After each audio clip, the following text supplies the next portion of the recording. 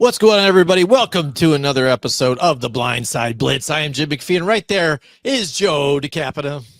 What's going on, Blitz Nation? Welcome back again. You know what time it is. Time to talk some football this week. Get into some real cool topics here. We're gonna be covering, like, for the AFC conference, all the teams in the AFC. We're gonna give you guys a little insight on who we might think might be the odd man out of each roster. We're going to pick one player each team that we think might most likely might get cut and give you that analysis. But before that, Jim, what do we got on the docket, bro?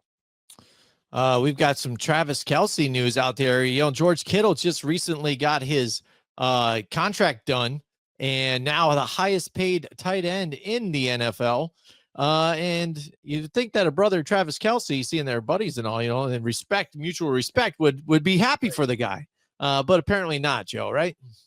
Yeah, apparently, Travis, he made a comment about his new deal that George Kittle struck. The fact that if you want to get paid the most, you got to beat the best. And I'm paraphrasing, of course, but basically he's saying in a nutshell that George Kittle does not deserve the deal that he got. He does not deserve to be the highest paid tight end. And Travis Kelce thinks that he still owns the crown. Mm-hmm. I'm sorry, Jim. I gotta admit, I think Travis, I think that it's that time that the torch has already been passed. In fact, it was taken from you. George Kittle is definitely a better tight end currently than Travis Kelce. Like, it's just that you can't argue that. I know Chief fans out there, you might be upset by hearing this, but this is logic. This is reasonable. Like, think about it. When you watch Travis Kelce right now, yes, of course he still gets open. He doesn't have to run any real routes. He just goes out to the open space, sits there, waits for Patty Mahomes to throw him the football, and that's how he gets his yards. But where's the incredible yak that he used to have? The yards after catch, where he would catch the ball and instead of turning it into 5 or 10 yards, he turned it into 15 or 20 or more. Score a touchdown. George Kittle is a better blocker right now. George Kittle is he's more aggressive at the point of attack in terms of catching the football. He's more consistent catching the football, and he's got big playability. He's got better acceleration, better speed, all of that. Across the board, there's no doubt about it. George Kittle is deserving of this contract. It's been a long time coming for him. And now, Travis, sorry to say, bro, your time's over. Yeah, and I mean, again, you see it. What it is just a flat out resentment, and the fact that people always see when the next man up comes up and it's their contract year, and then they get something. Usually, it's the next guy is like, "Oh, all right, here we go." So I want a little bit more of what that guy just got. But Travis Kelce, like you said, I mean, he's 35 years old. Last year, he took a drastic downwards tick off of his production, and it just seemed like his body, his mental health in it wasn't around in the game anymore. Head wasn't in the game, and I think this is another example that kind of shows that same thing, where I think old Travis Kelce would have been super amped for his boy, like, hey, Travis Kelce, there you go, you did too, and blah blah, and tight ends are on the map, this and that. Now it seems like, oh man, he's getting paid now. Maybe I am going down the hill. I'm not the man on the hill that's got to get knocked off, even though now I have to feel like I have to act like it.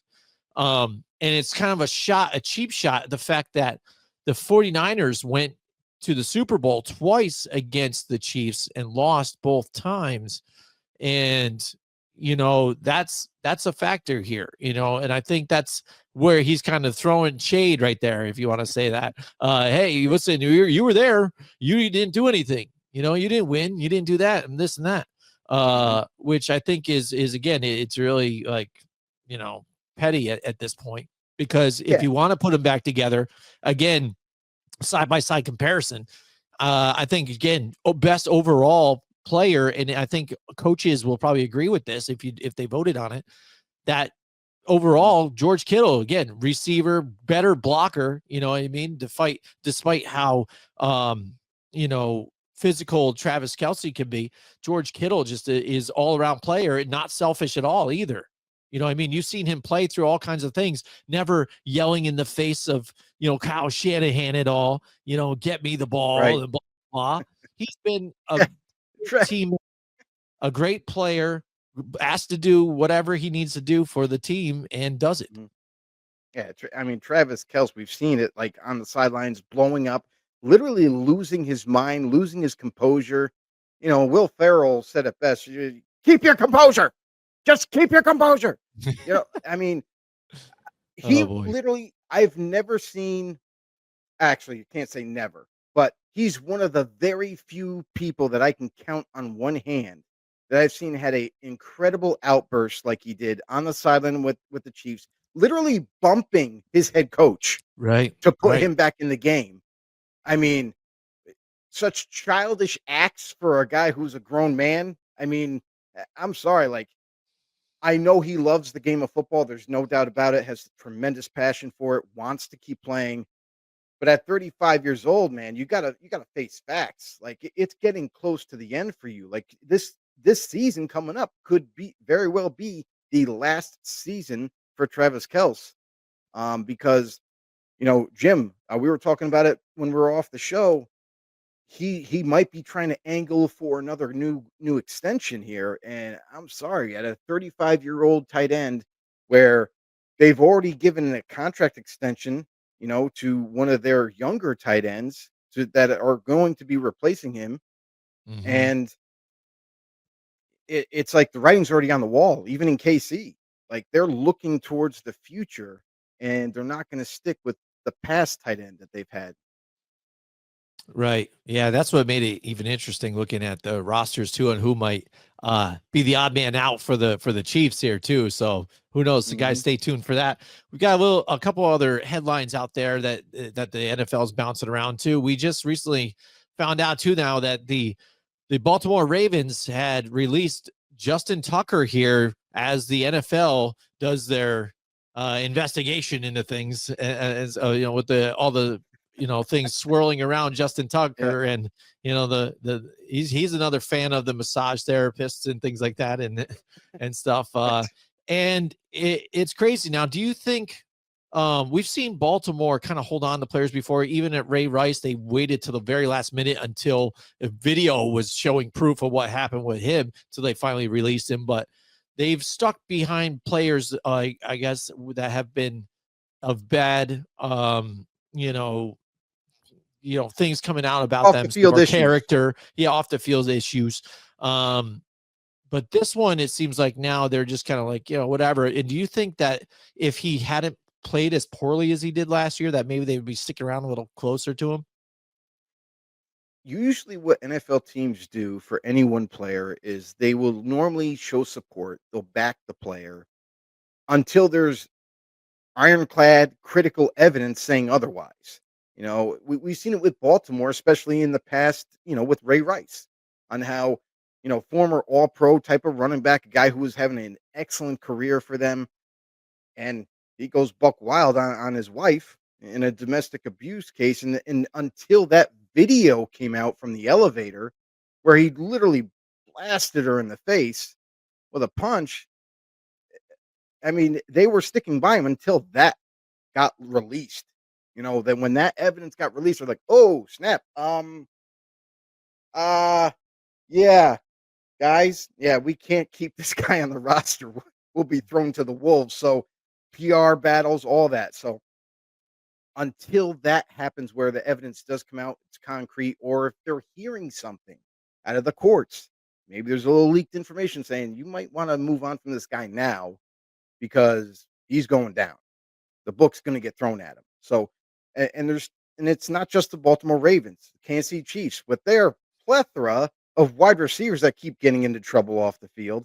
We don't even know what the outcome is going to be for Rashee Rice for this upcoming season. Mhm. Is it possible he does jail time? Is he going to get off scot free and be able to play? We already know that by the NFL's viewpoint, they're saying he's not going to serve any suspension this season. If he's cleared his name, he's going to be ready to go and play this year. So NFL standards, which is already screwed up. No matter they never handle these situations the right way. And now you have Justin Tucker with the Baltimore Ravens, where I think the Ravens, this is a preemptive strike where they're just like, let's get ahead of the game. Tucker, we know, had a terrible year as a kicker for us. Couldn't figure it out all year. And he is getting older. It's time to move on. It's time to make a change here at the kicking position. So I feel like it wasn't, I don't even think it was too much about the court issue. I think it was more about his lack of play this season and how Mhm. he never was able Mhm. to recoup in the end. Right. Yeah, exactly. That's what I was getting at too. I think that's partially, again, if he was the same old Justin Tucker too, they would be, I think they would have been like, okay, we still stay with you and this and that, or else, whatever. But again, once you know that too, they ended up drafting a kicker in the 6th round too. The writing was Yeah. probably, I guess, on the wall. And they're like, screw it. I can't get any worse And here. So we'll see what happens. they also signed a kicker after the draft Hmm. to bring in and Hmm. compete. So it's like with those 2 moves right there and the fact that he's getting paid as much as he is, one of the highest paid kickers in football, Hmm. it was just time to move on from the salary, move on from an aging player, and they're ready to move forward. Right, a guy who is locked down, like dead nuts. Like that's a guy who you relied on every single time. He's Mhm. like, oh, this guy's money right here. This is, in a Right. time that they really needed him too, because they looked like a force last year. You know what I mean, and making a strong playoff run, and he failed them mercifully. Like if he Yeah. scored any of those points and field goals that he had went for, it's a different ball game in a lot of those games. That they just gave up. So I mean, that was the difference maker. So yeah, and we'll And see as that story unfolds and see what are just rumors or how true some of these things are. So he's still dealing with it now, and he's going to be dealing with it while not with the team. And then we'll see what happens with his career after that. yeah, So Joe, and again, Jim, I gotta mhm. say, for the So, for the viewers out there, if you're wondering what other great content we have, it's really simple. You head over to Grumblings Media, our YouTube channel over there. Uh, Grumblings Media doing some big things, making some big moves. We've eclipsed 10,000 subscribers. That's right, we're in the double digits already, mhm. dude. It's only been about a year. It's a little over a year, and we've got 10,000 over 10,000 subscribers. So truly amazing milestone already, and we are still looking to climb up more. We want you guys to be part of it. The Blitz Nation out there, head over there, hit that subscribe button for us, hit the thumbs up while you're there, share it to all your family and friends, and become part of the nation. Absolutely. Definitely like the video, comment too out there, especially when we do our segments. So we love it out there. We already got a like too. We appreciate you out there. And we are live, by So the way. We're live. yes, You drop that's right. comments down below. We're going to react to them. You got a question, you got an opinion about something we're talking about, anything.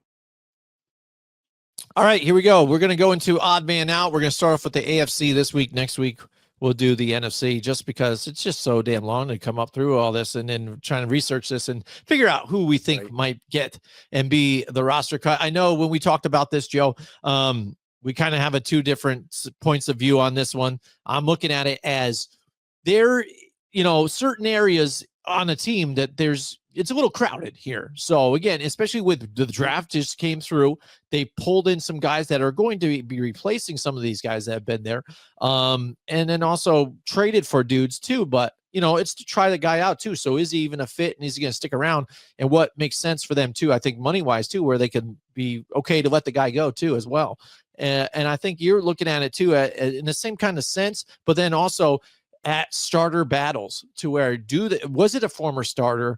And then now maybe he's going to be taking a backseat to a new guy that they've got now as the incumbent. Is that right?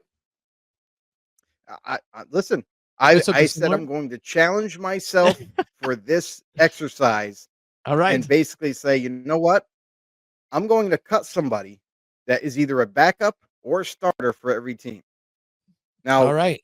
Go most ahead. most likely, it's always going to be the backup, but you may or may not be surprised on who exactly I'm thinking for each team, because I don't want to go with like you know the third string or anything like that, because that's kind of easy. Because a lot of these guys might not make it. You might even see some guys that are seated as fourth or fifth string at the moment. But then when training camp rolls around, maybe they play their role, they play their way into a role in onto the roster. So we've seen it happen before with a lot of young guys that come out of nowhere.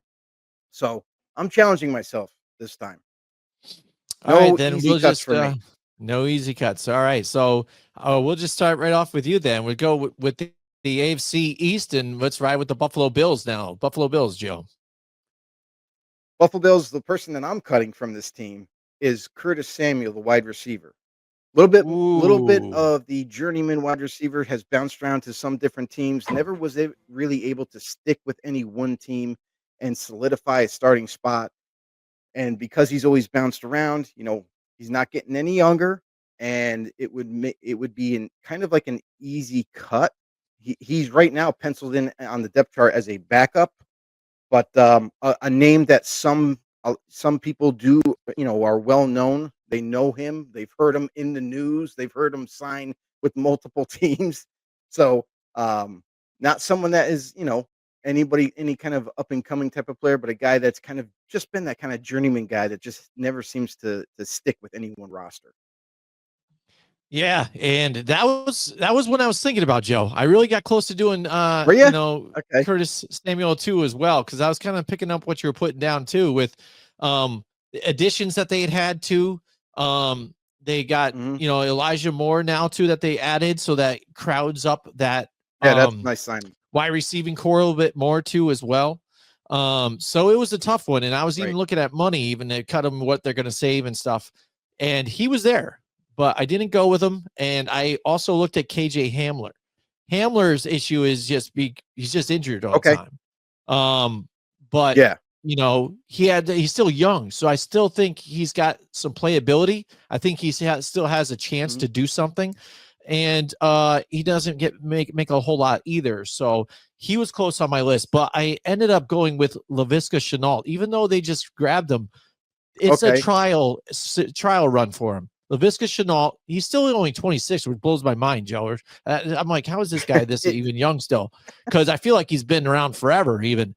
And that's the right. thing. Shenault has Right. played for multiple teams: Jacksonville, Carolina, Seattle, and now Buffalo. And look at his age. And he's played with all those teams. And the problem is he hasn't found a stable role where he can consistently contribute, and hasn't contributed. He's asked to kind of been that guy for Jacksonville, be that number one starter. He was their star at one point, but still nothing crazy. Hasn't really amounted into anything. And that's why I saw Mhm. like Curtis Samuel. He was something even at least for a while, and I think he could still contribute. He's just not going to be the guy and have to get asked upon anymore. So I thought about a couple of those guys, but I ended up going with Laviska Mhm. Shenault, which I could see again. And I think they're going to save Nice. like, Nice. 2 million, I think, if they cut him. So I think it'll be a good roster cut too, if he doesn't make the team. All right. So next Right. we've got the Miami Right. Dolphins, Joe. Miami Dolphins. What do you got here for this one for the odd man out? I'm gonna go on the defensive side for this one for the Miami Dolphins. We've all Ooh. heard his name in the news about possibly being traded. A lot of teams are some teams, I will say, not a lot, but there's some teams that are interested that have kind of like, dipped their toe in the water, so to speak, to see, what the temperature is, like what would they have to give up in compensation. The contract is really what the sticking point is. We've heard that the Rams are interested in trading for him, but it has to be at a very cheap price in terms of compensation, and you know they really want the Dolphins to eat a lot of that guaranteed money, and in order for it to work. And I'm not 100% sure, and I really don't think that they're going to come to that conclusion where the Dolphins are going to be comfortable enough to eat some of that salary just to move on from none other than Jalen Ramsey to another team, Ooh. Hmm. and give up, and only get basically maybe a sixth or seventh round pick. Because let's face it, Jalen Ramsey's an aging corner. He's getting paid a lopsided amount of money with his contract, and he has played his last snap as a Dolphin. Hmm. Even if a trade, which I don't expect is going to happen, I could see them cutting Jalen Ramsey as a post June 1st cut to save them some money. And that, my friend, is my cut for the Dolphins. All right, Joe. Yeah, that one I thought about that one because it is there. The fact that they're looking to put him on the trading block and things like that. But I decided to go a little deeper. But I like it. I like the pick. I'm going with Cameron Good for the Dolphins. He's a linebacker too. On that defensive side, I went defense too as well. It's kind of getting crowded in that spot. And the thing is, for a guy who's 27 too, he hasn't really produced a lot in the NFL too, due to a combination of stuff, primarily including a ruptured patella tendon, suffered last season, and a subsequent knee injury and stuff like that. So his thing is consistently not being able to get on the field and not even put up numbers in inefficiency, not being able to get out there and get anywhere. So where he is now with his contract too, it's friendly for them to kind of get out of it. And they've already brought in some guys to kind of fill that gap, so they can kind of walk away from him here and he can go somewhere else and try and make a team again somewhere else. So I just think with depth and the fact that he can't stay on the field, and when he does, he doesn't really perform, I think he's just going to find his way out, maybe even just on the practice squad. But I'd say he's the odd man out here for the Dolphins. But I like Jalen Ramsey too, again, because again, it seems like he's the dude, they're going to move on from, again, he's older, they're done with him, trying to save some money if they can get that trade or whatever. But I like it. All right. So next we got the New England Patriots. Joe, Patriots, who you got on this roster where they just made a bunch of different additions? So it's probably getting crowded in a bunch of different areas, but what do you think? Yeah, I mean, the Patriots, I think, have had one of the more successful off seasons this year, and they managed to add talent throughout wide receiver, which was a major concern, offensive line, whether it be free agency or draft, and then even on the defense. But I'm going to stick with the offense because as much as this position was lackluster, was super weak last year, I think they have a guy by the name of Kendrick Bourne who may not make the roster when it's all said and done. They have Jalen Polk, who's kind of waiting in the wings. This is going to be his second year, looking to make a big impression in training camp. If he does so, you might actually see Kendrick Bourne lose his job and might not make the roster because they have a lot of talent around him as well. Kayshawn Booty, I know that they love that kid and what his potential could be. Stephon Diggs they brought in, Matt Collins they brought in, Demario Douglas, who's been there already, but a guy who's a very shifty slot receiver. So with all that being said, I gotta say, I kind of suspect that Kendrick Bourne is the guy, the odd man out for the Patriots. All right. It's kind of funny that you said that, Joe, too, because I looked at a bunch of different guys too. I'm like, who's the guy that's probably the odd man out? And for me, it's also Kendrick Bourne. So we agreed on one together, though. So there No we go. way. Yes, man, we got one. And the same thing, dude. The dude's 29, right? He's been there forever. Had the opportunity to be the guy, and he had some success for them before. But his 2023 season ended prematurely due to a torn ACL. While he was re-signed with the Patriots, he also started the 2024 season on the PUP list. So not only was he not really producing and kind of being that guy when they needed him to be that guy before, now he's just getting injured too. So, and even after returning from injury, inconsistent play too as well. And he's even gotten benched because of it. So once signs of that are going on, and again, now Vrabel's in there, has no real ties to him. Yeah, he said he's 29 now. I see him making his exit too as well. I agree. So there you go. I like it. So again, and you saw they brought Stephon Diggs and other talent in there. And although Stephon Diggs is older too, he's the guy. He's the number one guy for them, and they paid the money for him to be there. Kendrick Bourne, you don't need it anymore. See ya. So next, for the Jim, AFC, what's up? Yeah, I may or may not have some breaking news. Oh, really? It May sounds or like not. what we're hearing is that may or may not, but I'm not saying. What I'm saying is it's not official. But what we're hearing is that the Pittsburgh Steelers currently, right now, are working on a deal to send away George Pickens, wide receiver from the Pittsburgh Steelers. We don't know what team it is, but we know that it's in the works. And stay tuned to see if he to see if it gets done tonight or Hmm. keep an eye out for tomorrow. Wow. All right. So then that means that George Pickens can't be your guy, your man out, odd man out then tonight, though. That's not fair. Not with Pittsburgh, not anymore, right? Not Yeah, anymore. yeah. Oh boy, nice. So all right, so we're in the AFC East right now. Then we'll move on to the North. But the Jets, who do you got for the Jets now, Joe? With the odd man out of this one, we've agreed on one so far. So I'm still sticking with offense with the Jets. I know that they've made some moves. They made some moves with the offensive line, via draft. They made some moves with the wide receivers. They end up getting Josh Reynolds from the Jaguars. Looks like he's penciled in to start right now. But there's a guy that kind of was a little lackluster. We're gonna see what happens in training camp. But if he doesn't, pick up the production, doesn't show some flashes in training camp, I could really expect Malachi Corley, the wide receiver, for the Jets, who they just drafted a season ago in the 3rd round. But man, did he struggle. He had a hard time, wasn't running that crisper routes that a lot of people expected him to, couldn't really digest the playbook that well. So he went through a lot of trials and tribulations this season. But man, I tell you right now, doesn't look good for him going into his 2nd year. And if he continues to not show anything for the New York Jets, he could get the axe. Oh wow. Okay. There you go. So it seems okay. All right. I'm going to go with the defensive side of the ball, and I gotta bring up my list here. There we go. I went with the middle linebacker, Jamin Davis. All right, and this is maybe kind of strange too.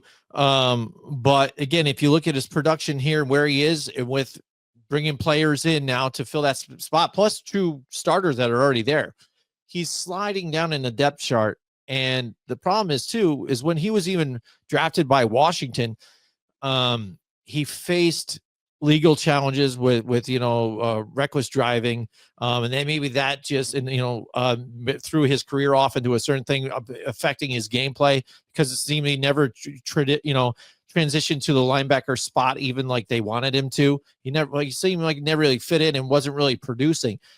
Given a shot here with the Jets, and okay again, but not a whole lot of production again, to where now with a young guy just kind of sliding down the depth chart now that they've got good starters in there too.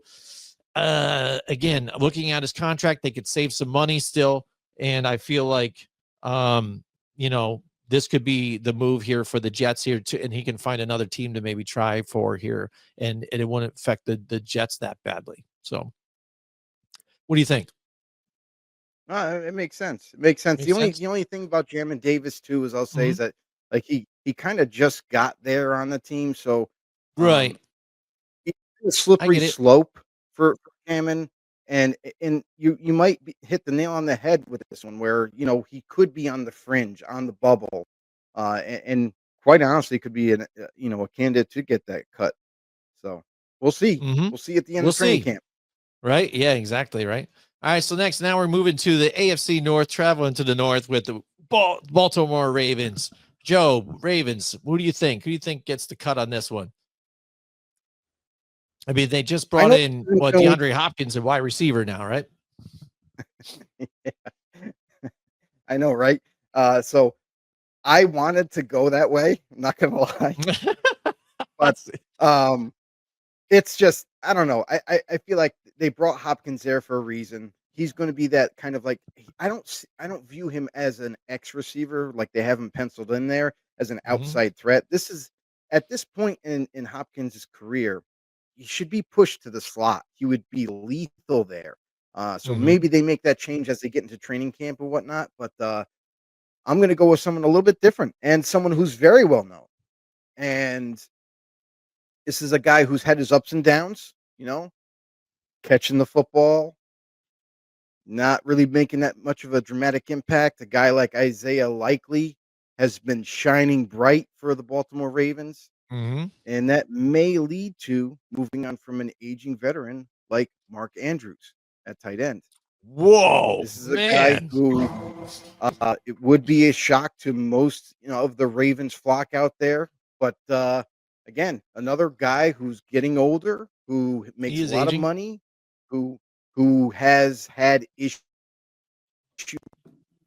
Mm-hmm. critical catches. Think about the play, where in the corner of the end zone, Lamar got it to him in the perfect Mm, spot to catch the football, and he just flat out dropped it. yeah. So, That's uh, the game winner critical right there. moments have plagued him, and I feel like it's a possibility that I know he's a huge name. I know, the Ravens flock would have my head for saying it, but, Mm-hmm. I gotta be honest, unless he improves his game, maybe the Baltimore Ravens look to move on from him, save a little bit of money, and, he goes on to somewhere else. Mm-hmm. All right, here we go. The Baltimore Ravens. Um, hmm. I'm thinking offensive side of the ball, right? Uh, Okay. and I'm going to go wide receiver again. But again, just because they brought in D Hop and Flowers is nice. So I mean, they have a good group there. They haven't been always, strong at wide receiver, but I think Right. a project that they have here is that has just kind of failed in the NFL altogether. And I don't know if it's just his fault, or just he sucks or whatever, but I don't just think he's really working now, and he's converted to a position here. I'm going Malik Cunningham. Malik Cunningham, drafted by the Okay. Patriots. He's a quarterback. Didn't really make it here. He's had some, promising, preseason play a little bit, for them. The Ravens bring him in and they said, "Hey, we're going to try to transition you to a wide receiver." And maybe it was just because they were struggling and couldn't find wide receivers, but they tried it. But now coaches again look at him now and just hasn't really panned out and hasn't really working. That transition hasn't worked. So what do you do with this guy? So that's why I think I find they're going to see with this Right. guy. They're like, we tried to do something with him. We took a little shot. It's not going to cost us. I think if they cut him, they save like a 1.5 million or something. They don't owe him anything. So Mhm. they could be like, all right, let's just walk away from this dude. We tried to convert him into something, didn't really work. So I say with the wide receiver depth that they've got now, they can just look to say, hey, screw it. Let's let this guy walk. And then who knows, maybe he goes to the UFL or something like that and tries it out at quarterback again, or may F1 or Maybe something like Arena. arena. Maybe he Arena. goes to Arena. Right. Right. I mean, that's an option here, but There's that's so what many I just different want to leagues he think can here. go.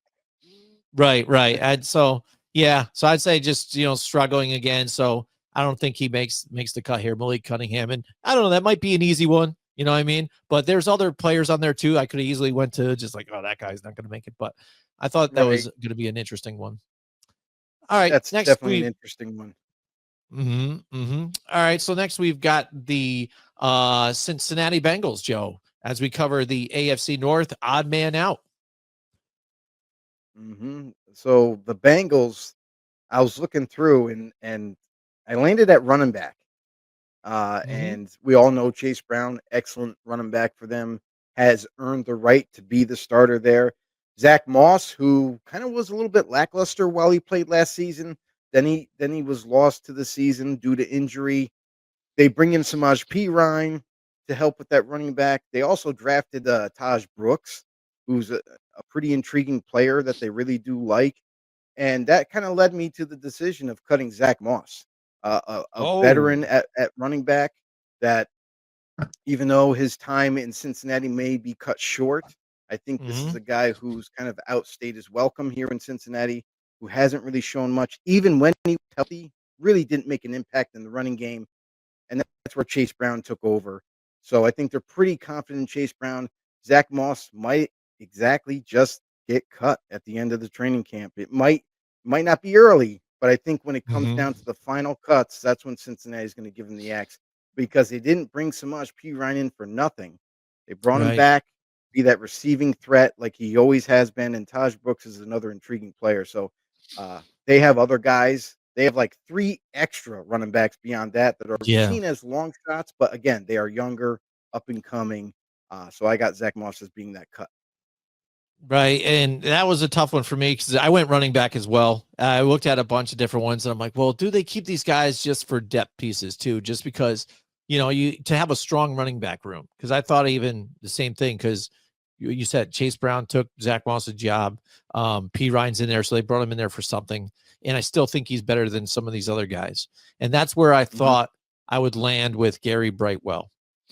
I know him as a New York Giants fan. Again, he had some spots here with the Giants, but still couldn't really secure a Is role this a there revenge too. tour? No, it's just that again, young player, but still, I don't think he's very good again. And that's so I think being further down on this roster, I think still Zach Moss is a better option for your third, even RB or second RB if you wanted to or whatnot. I just don't think Gary Brightwell has enough to scratch up to make that roster with who's there right at this point. Even though, like you said, is all true with Zach Moss. Given the job to see what you could do with it, you failed and you let Chase Brown come in there and take it from you. But I still think Moss sprinkled in is still a better option, or Pirine as well, than like a Gary Brightwell to crack the spot. So I think he's just going to be the odd man out, man. I think that's just what it is. So, all right, next up on the AFC North, odd man out, we've got the Cleveland Browns. Now, what do we do with this one? Do we look at quarterbacks, Joe, and say, hey, one of these guys, do we dare say one of these guys in the quarterback room is going to be the odd man out? I, in fact, do dare say that one of these you quarterbacks dare you on the way out. And honestly, it's going to be one of the veterans. And by all accounts, it sounds like Joe Flacco is going to be at least the initial starter, the veteran of that group, a guy who has done really well for Cleveland the last time he was there. So I because of that and the fact that they definitely have invested in guys like Dylan Gabriel, Shador Sanders, both from this draft class, I don't think they cut either one of them because they really like Gabriel. They view him as a starter. That's why they took him in the third round. Shador Sanders went way later than anybody anticipated. And I view him as a developmental, project a little bit. And that's the reason why he fell so far. So I'm going to go with Kenny Pickett, to be honest, which is getting the axe. He's not going to be able to outplay Joe Flacco, who's been there, done that. Even though Pickett is younger, you could always make that, that argument. But I think that they've invested heavily in the quarterback position. This is going to be full of competition throughout training camp. There's not going to be any quick decision with this group. But in the end, I got Kenny Pickett getting the axe on this one. Right. And I see you there too. Absolutely. Excuse me. Because again, before the draft, you didn't know what you were going to get to. And even Barry has even said it out there. He's like, I didn't know we were going to draft two quarterbacks in this draft, but we did. I'm like, okay. All right. So what was your plan then? You just went off the plan. By the way, during the draft, a lot of people, and myself included, kind of speculated that the Shador Sanders pick was kind of maybe pushed along by the owner. But in a recent press conference, both GM and head coach both held hands and said, nope, we weren't pushed into it. We wanted Shador. So take that as you will, but I still think the owner pushed for Shador Sanders to get drafted. All right. So, but yeah, I can see that too. I can see Kenneth Pickett, on the move because again, it's crowded there. You traded for him. You want to maybe try and trade him away, get something for it. And the guy probably wants to start somewhere, especially because again, you go in there, you go with that trade. You're like, hey, I'm happy. I can maybe start here. Here's my second chance or third chance, and then now they draft two quarterbacks, not only just one, but now two. So now it's a crowded house. But I did not go there. I decided to go running back again. I was looking at running back room, and again, it's still pretty packed there. Even though Nick Chubb isn't there anymore, I still like what they got there, and then Jerome Ford even too as a backup. So I'm going to go with Pierre Strong again. Pierre Strong's there, kind of finds his way out. Another young guy that just, again, never really, maybe it's because physical limitations, just falling further down on the depth chart because of some of these guys that are out there just way more talented than he is. So I think, again, he had a hamstring injury, a rib contusion too on top of it. It's limited his play, his performance maybe too, and that's maybe factors into it. So, again, maybe just cut him and then maybe he's got a shot somewhere else or whatever to try something else. I don't think he really stays on the roster just because of depth and things like that too. And again, maybe that's just not fair. That's not fair reach again. Maybe we went too far down there on that one, but I just feel like, again, with how crowded it is, He's the guy that probably makes more sense, and they can walk away from the contract too. It's easy for him, and it doesn't really kill him at all. So next we've got the Steelers here in the AFC North here. Steelers, Joe, who do you got in this one? So I can't pick George Pickens because we No. put that little bit of news that he might be on the move and on the way out. I was going to go with maybe Robert Woods, but it's interesting the timing of that signing. Mhm. Just recently, Robert Woods got added to this team, a veteran wide receiver. And now all of a sudden we're hearing rumors about George Pickens possibly being moved. So with that, it's kind of coinciding this whole deal. So Robert Woods, I believe, is safe. I was going to initially pick him, but instead I'm going to go with linebacker Cole Holcomb, the Ooh. backup linebacker to Patrick Queen. They always seem to stack that position very well. They definitely got some pass rushers at those positions. They got some Mack trucks, if you will, to deliver punishment at the line of scrimmage. But I feel like Cole Holcomb, this could be where the spot where he doesn't quite make the team. He, landed there in Pittsburgh, has been there for a short stint. It might be time by the time the training camp is over with. We're going to hear Cole Holcomb's name as being one of those cuts. I can see that too. I thought about him. I looked at him too, actually myself. But I stuck with offensive again, because of how kind of crowded it is. I went running back again one more time too. Najee Harris. They move on from Najee Harris. They draft Caleb Johnson in the 3rd round. They've got Jalen Warren there still. They bring in Kenneth Gainwell, which I thought was a pretty good addition too on top of him.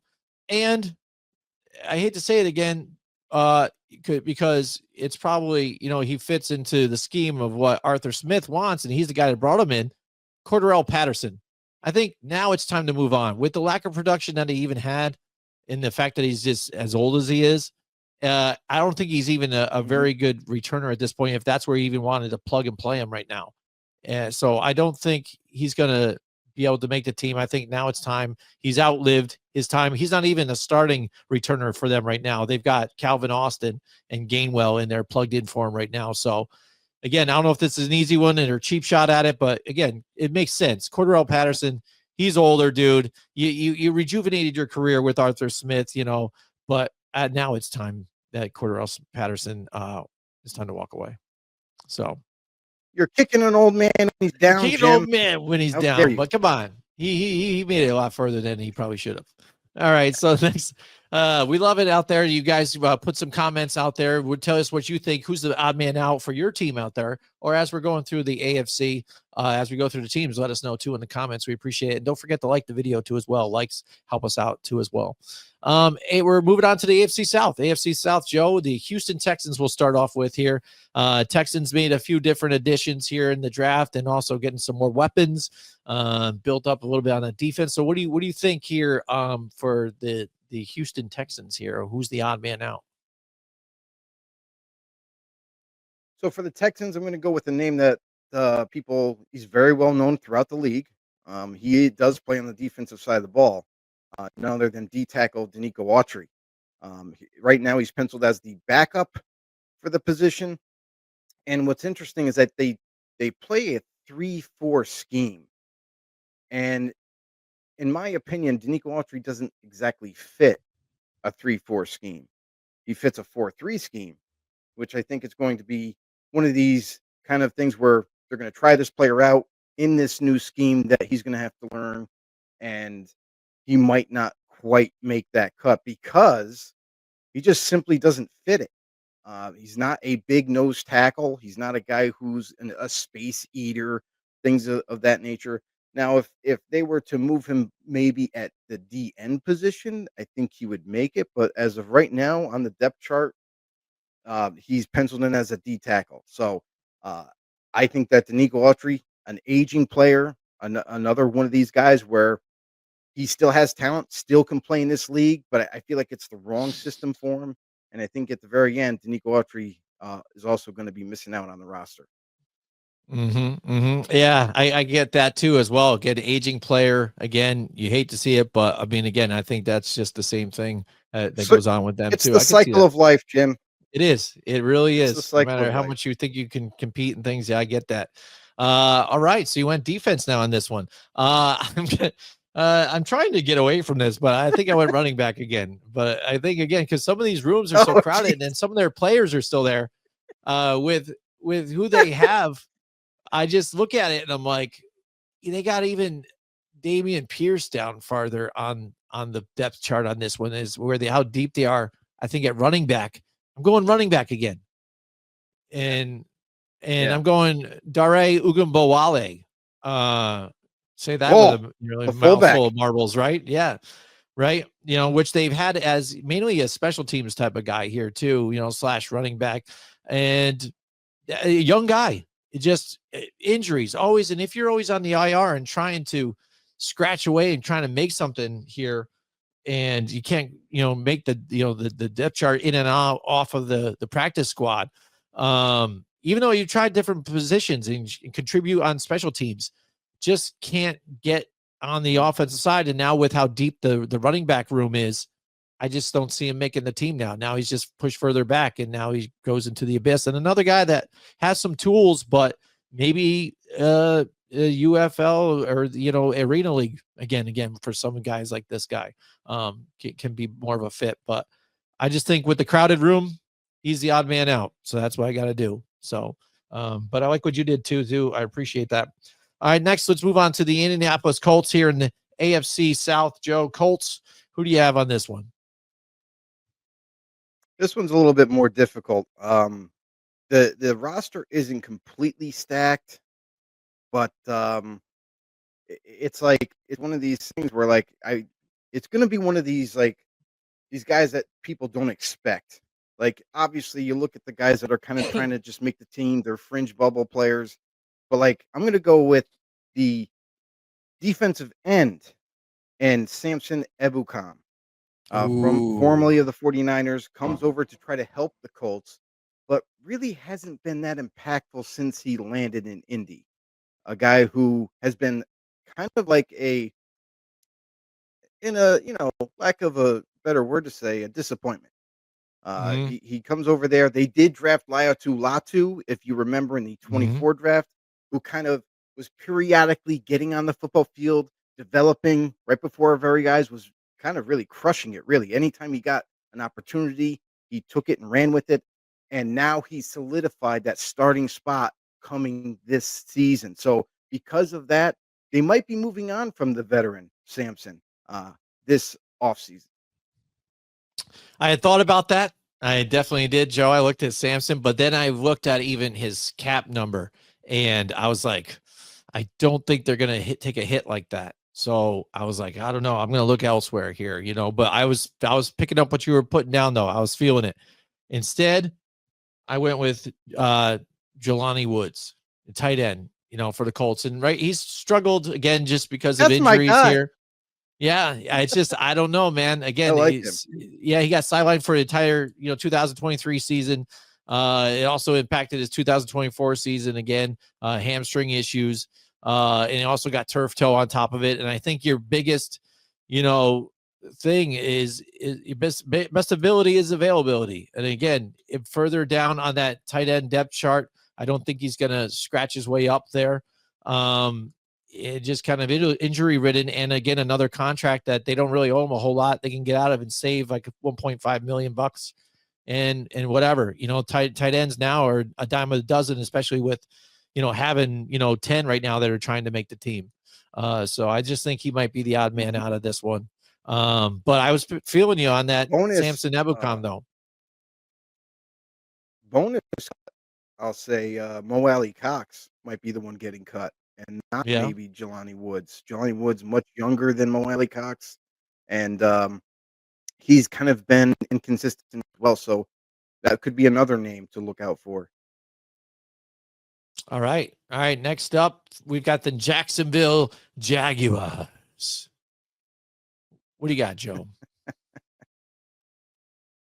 Well, I will say this. I mean, going into the draft, a lot of people kind of anticipated Mason Graham going to Jacksonville, but before they made that huge trade to move up to get Travis Hunter,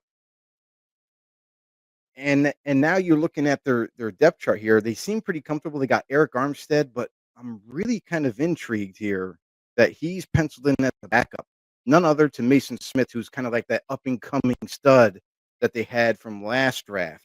So could that quite honestly mean that maybe Eric Armstead might be on the way out, a guy, or do they keep him in that rotation? So I'm going to go with none other than Emmanuel Agba, defensive end for the Jaguars.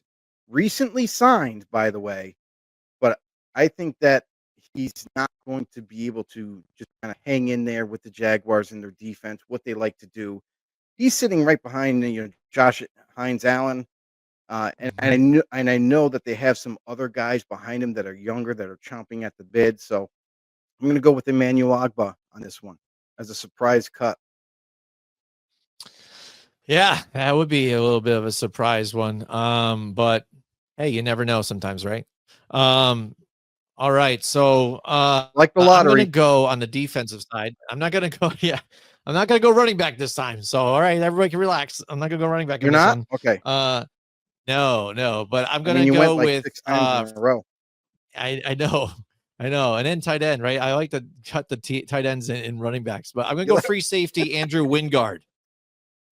Free safety Andrew Okay. Wingard. Guy's been in the league for like 7 years, I think, right? Seven years of experience. He's 28 Mhm. years old and hasn't been on the field at all for like any team. You know what I mean? Just can't do it. You just can't be out there. Mhm. And not contributing for even the Jags as well. Again, sliding down the depth chart. He only played one season total out of his career, out of 7 seasons, because of injuries with the Titans.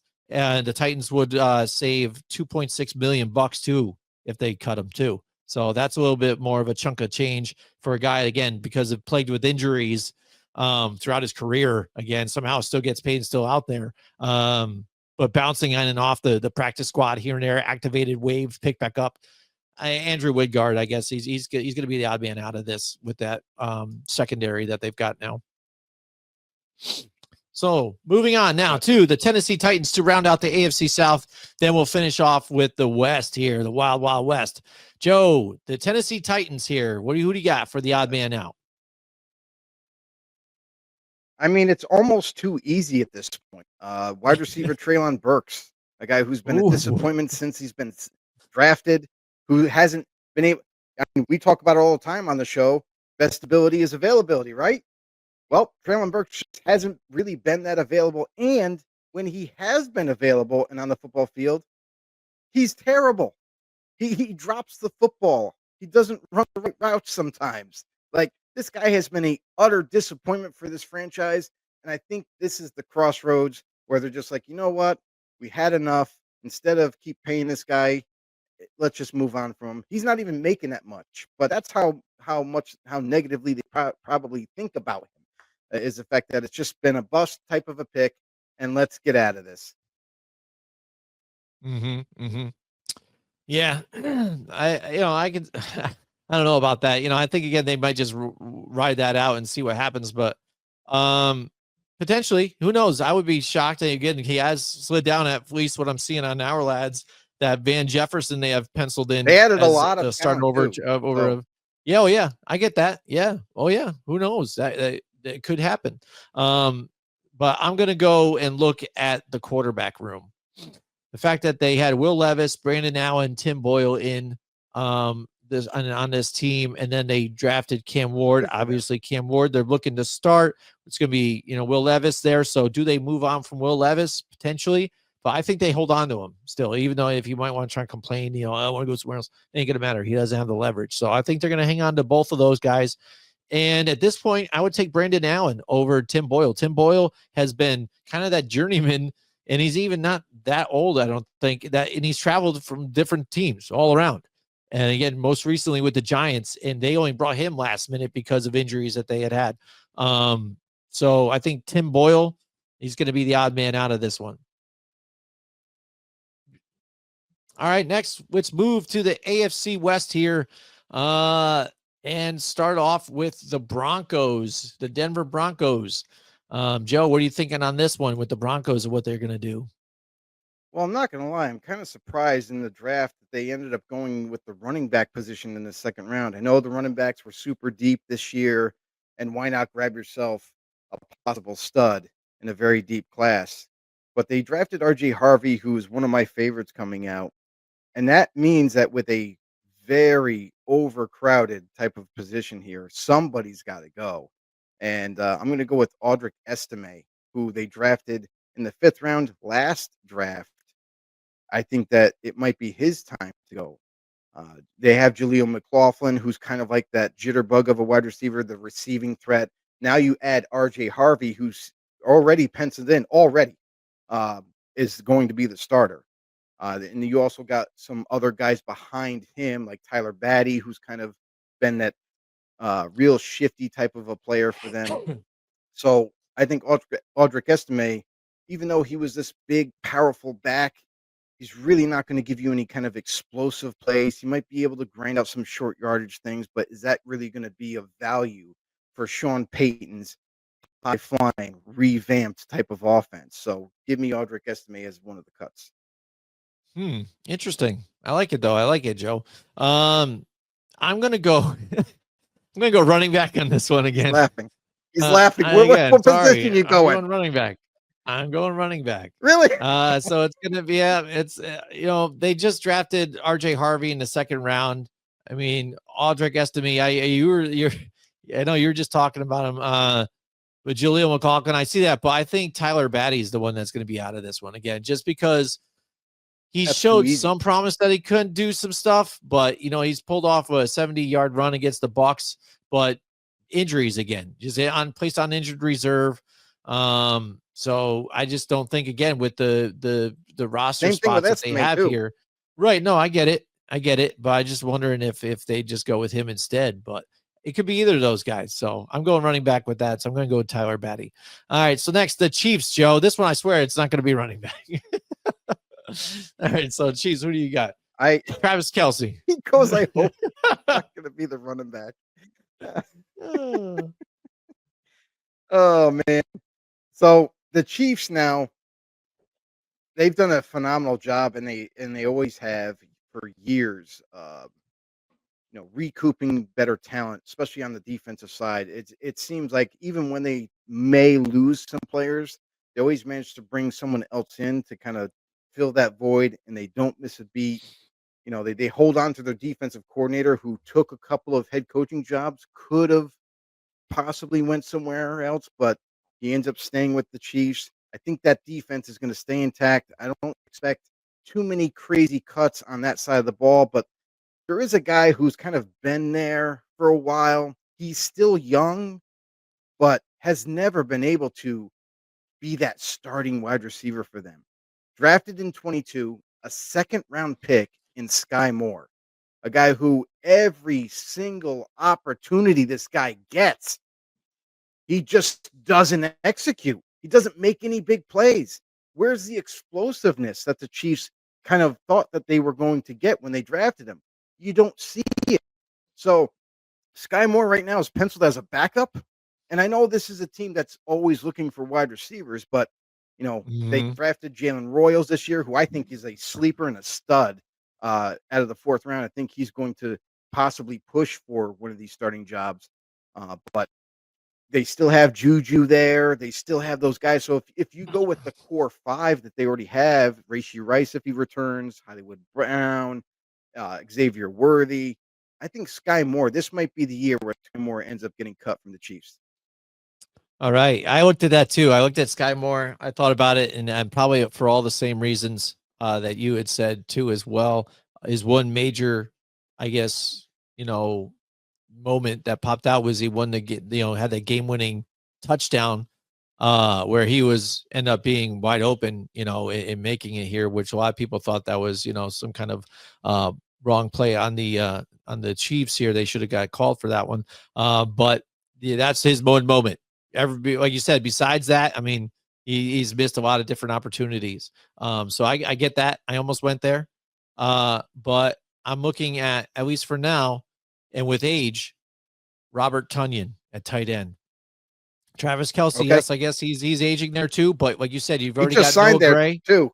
He just got Yeah, there. yeah, I know, I get it, but I think they're going to try him out. But again, I mean, I think they're going to keep. I think they really like Jared Wiley too. Wiley and Noah Gray, Kelce, and I think they're trying out Robert Tonyan, but his best days are over too. You know, I mean, his production is taking a step back, and I think it's going to be hard for him to crack this roster spot. So I'm going to go with Robert Tonyan on this one.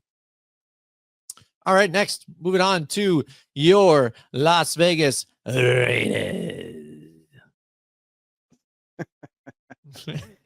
I could go a few different ways because let's face it, the roster isn't all full of studs. Yeah, But I'm gonna go on the defensive side, even though there's still some holes. Like I still feel like they need to add more corners. They might add a veteran corner when as we get approach training camp. I think that would be a smart move. But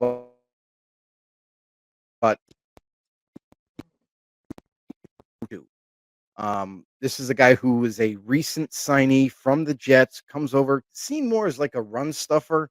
But even with the Jets and the surrounding talent around him, he didn't have a really good year.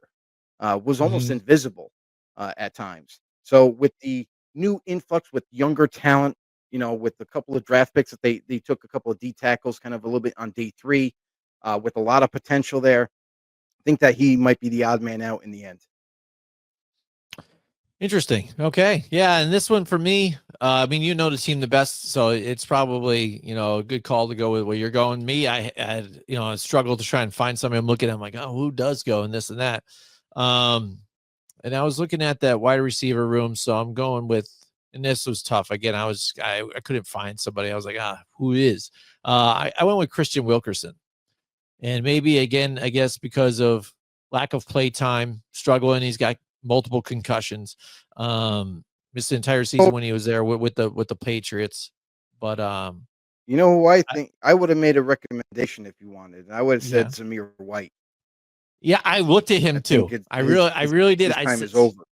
yes, I thought that maybe too. I'm like, but is it too early? I'm like, because he had a shot No, last year, but I no. mean, do they keep him Think, on the depth chart Ken, there? think about it this I way. almost said that. Yeah, Think I about was it this there. way. Yeah. New regime, no ties to him. He's been a big disappointment since he's been there. Paul ball carry vision, like the guy literally just can't make anybody miss. When you have now you have Ashton Genty, you have Raheem Morse, or Mostert, you have Raheem Hmm. Mostert, and you have some other young talent in like Sincere McCormick. So I think that it's very possible that Zamir White could be also another guy that, even though he's kind of like beloved by the fan base, and I don't know why, but it might be his time too. All right. So I mean, I thought about it again. I was looking at him like, man, maybe that's the one. So maybe I should have Yeah, just went with my gut and went that one. So all right, and finally here yes, as we sir. round out the AFC odd man out, we're gonna cover the Chargers here, the Los Angeles Chargers. Joe, who's the odd man out on this one? I like to see who you think on this one. It's interesting because they always seem to like stack certain positions, right? Because it is Jim Harbaugh. He loves to run. His main thing is offensive linemen and tight ends. That's what he loves, you know. Hmm. And when you look at like the tight end group, it's pretty deep. Like we're talking like Hmm. 6 tight ends deep. Definitely kind of expect somebody to get cut, and they end up drafting a guy by the name of Oronde Gadsden in this draft, who I think they think highly of, and a guy who, quite honestly, could really push for some major playing time. They have Tyler Conklin, who I mentioned it in our off-season coverage, that was kind of like one of my most underrated tight end free agents that were available. So I could really see a scenario where Tyler moves to starter, Oronde Gadsden is the backup, and Will Disley, the veteran Ooh, former Seahawk with the Chargers, moves on from them and let the youth continue to grow. wow. All right. Interesting. I looked at that too, and that possible scenario, but I wasn't sure. I'm like, do they just maybe settle and, kind of let him be the starter? And I know I wasn't sure again. So I went lazy on this one, I guess, too. I went running back and how deep they are. And the fact that they grabbed Omar and Hampton, they still have Najee Harris that they grabbed too in free agency. They have Haskins too, I think, who could still contribute. So I went Jarrett Patterson again. Fact that he hasn't been able to find opportunities, and he's an undrafted free agent back in 2021, just hasn't been able to make roster spots, experienced some injuries, including concussions and knee injuries on top of it too. I think it's just that he's not, with how deep this is, he doesn't have a chance, even though, again, a few years in the league, but not going to have a shot. So I went lazy again, running back, I guess. I'm sorry, Joe. Keep in mind, such a disappointment, Jim. Come on. Keep in mind that, none other than, Dobbins is still a free agent out there. And technically, the Chargers could match any offer to him. So if in fact they decide to match, let's just say like a 1-year, $3 million contract, and they want to match it and keep him, somebody else is getting cut too. Because think about how crazy that would be, is if they brought back Dobbins, or if they just flat out signed him back. How crazy would that trio be? Omarion Hampton, who they just drafted, Najee Harris, who they signed from Pittsburgh, and then you also bring back the former starter. That's a 3-headed monster. I think that's something that might be looked into. So something else to keep an eye on. Yeah, absolutely, Joe. So there you go. That's the odd man out. We covered the AFC. Next week, we'll do the NFC. We talked about Justin Tucker's being released. Kelce upset with Kittle. Oh, my God, now you're the highest paid. Boo-hoo. To be the best, you got to beat the best, But that's it for our show. Joe, tell everybody out there again one more time where they can find more episodes like this one and other shows on Grumblings Media. I mean, Grumblings Media has a ton to offer. If you're interested in sports, we're not the only one there. You can go, if you're in the NBA, we got the buzzer beaters over there. We got our political shows, and we got a lot of those. We got some more sports coming. We don't have every sport covered just yet, but make sure you tune in for any kind of new talent that pops in. We even got a guy that covers video games and all things of that nature. So make sure you head over to Grumblings Media as we speak. Head over there, hit that subscribe button for us. Hit the thumbs up while you're there. It's so easy. Just click the button. It doesn't even cost you anything. We're not asking for like some of these other, media companies like, oh, pay $10 a month just to watch our content. No, this is absolutely free, we'll bro. Give you a special thing. Just come on in. And please don't forget, don't hesitate.